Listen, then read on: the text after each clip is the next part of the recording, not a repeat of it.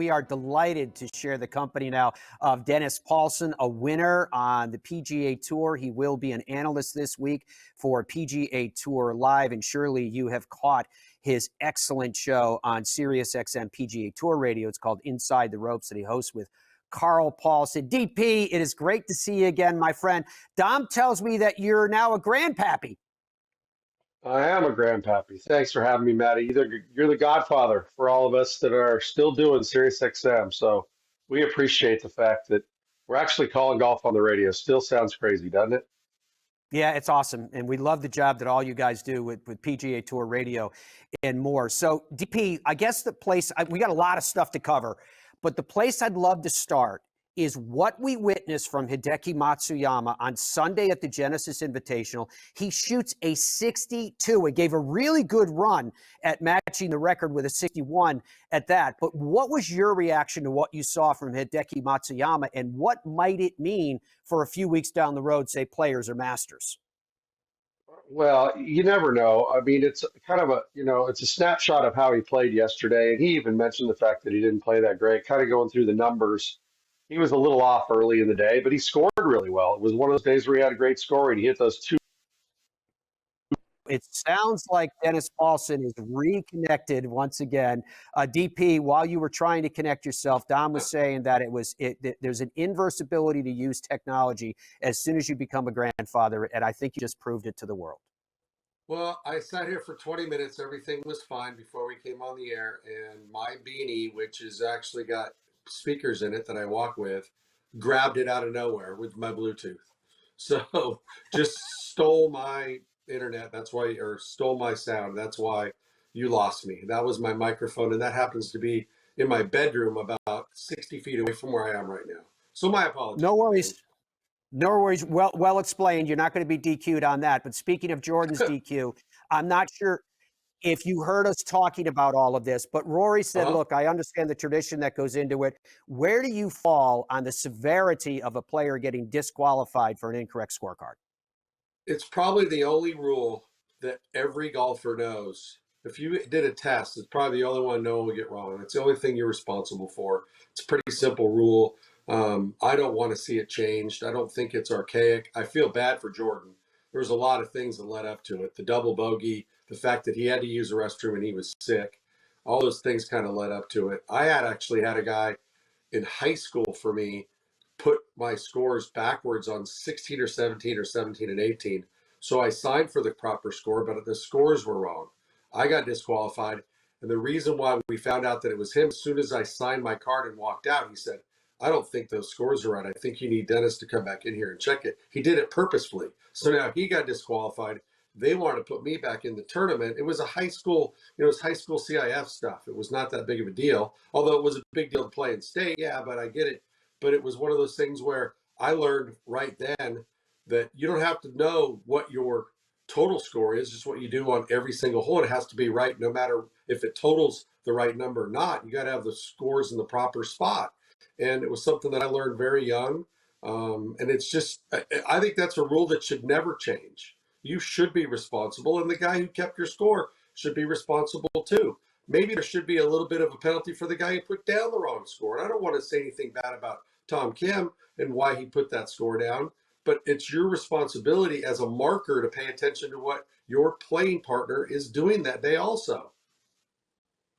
Dennis Paulson, he is the host of Inside the Ropes on SiriusXM PGA Tour Radio. We will continue with him, fully connected now, speakers working, microphones working right after this. DP, if you could, just quickly go through for us again your thoughts on Hideki Matsuyama, because I think most of your comments about his 62 were lost in the microphone gate.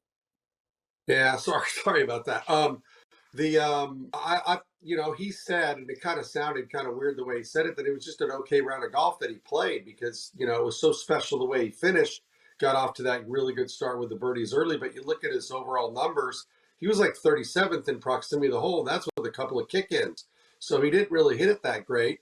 And, translation's always tough when you're trying to use a different language, but he saved himself with the short game. And then the great shots at the end with the birdies at 15, 16, and then 17. That was incredible. Those shots that he hit on 16, 17, and the 3-wood that he hit at 18 or 17, excuse me, Those sounded unbelievable. They sounded like, a shotgun. They were hit so solidly. It was really impressive. So, DP, when we talk about Tiger Woods, is it time that we face the reality with Tiger Woods and say he's probably not capable of doing all the things that as fans we'd love to see him do? Are we still too invested with Tiger Woods? And what I mean by that is we hear it all the time. Tiger Woods doesn't just move the needle, he is the needle. But at this point, is he? Should he be?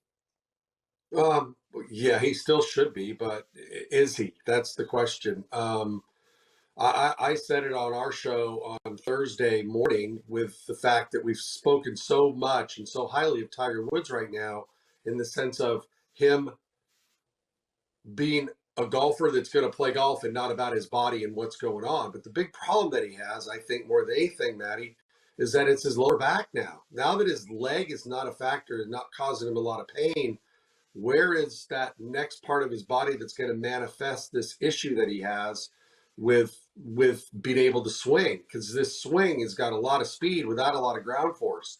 And where is that going to come from? It's got to come from that lower back. And the fact that he mentioned it after the round of golf on Thursday, that's why he presented the hosel to the golf club on 18, as he said it. I thought that was pretty cute.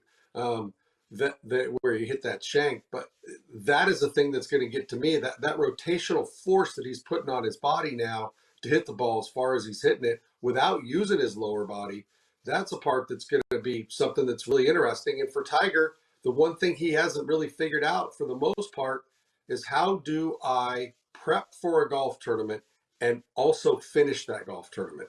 That's the biggest thing I think for him right now. He can't figure out what he needs to do for his body to get ready for a tournament to compete for 72 holes. Because even when he's finished, it's been a lackluster Tiger because he's tired and his body's sore and just not the way he played at the beginning of the week. And I think when he played in the Bahamas or Bermuda, excuse me, his ability to play on Sunday seemed like it was very close to what it was on Thursday. But every single round, it seemed like he lost a little bit of it. And those are the things that he's going to have to try to figure out moving forward if he can compete 72 holes healthy. So, DP, unfortunately, we used up most of our time with you today, but we're definitely going to have you back on because I love your observations. But in the few seconds that we do have left here on this Monday morning, how excited are you for moving forward with the Players coming up, the Masters right around the corner? We're ready to get going with some very, very big events. Well, I think the thing that, we always talked about the West Coast being kind of the start of the year, and really, I think Riviera is the tournament that kind of kickstarts the season before we head to Florida.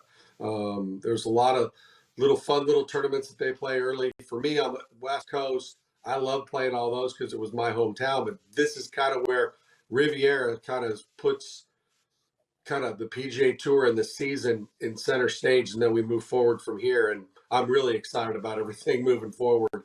Let's get this signature event stuff figured out and get more guys playing in the fields and having more cuts in those. Give those guys some more players opportunities. Look at all the big time wins that we've had so far this year, and where were they statistically? With a chance to win, they're all in like triple digits for their odds going into the week to win the golf tournament. Pretty amazing. It is amazing indeed. So are you. 10 a.m. You can catch them on SiriusXM PGA Tour Radio and later on this week on PGA Tour Live.